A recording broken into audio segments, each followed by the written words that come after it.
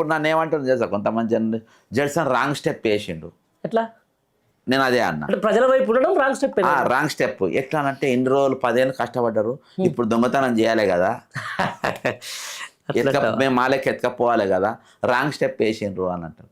అరే wrong step ఎంత అయ్యా, నేను అప్పుడు వాళ్ళతోనే ఉన్నా, ఇప్పుడు వాళ్ళతోనే ఉన్నా. జనంలో అంతా ఉన్నప్పుడు ఇంకేం చెప్తామన్నా. జనం కాదు, జర్నలిస్టులు అంటారా ఈ బ్యాచ్.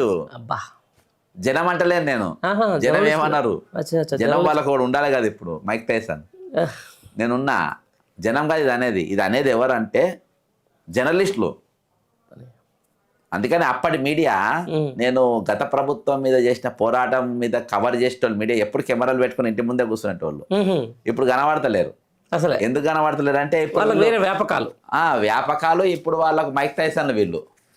ఇప్పుడే రేవంత్ అన్న లేచిండు, ఇప్పుడే రబ్బర్ చెప్పులు వేసుకుండు, ఇప్పుడు ఆ భజన ఎన్ల స్కామ్. ఇప్పుడు నేను సంగారెడ్డి రంగారెడ్డి గారి భూ స్కామ్లల్లా, ల్యాండ్ గ్రాబింగ్లల్లా ఈ ఛానల్ రేవంత్ రెడ్డి పేరే తీస్తలేరు. అసలు నవీన్ మిత్తల్ పేరే తీయలేదు.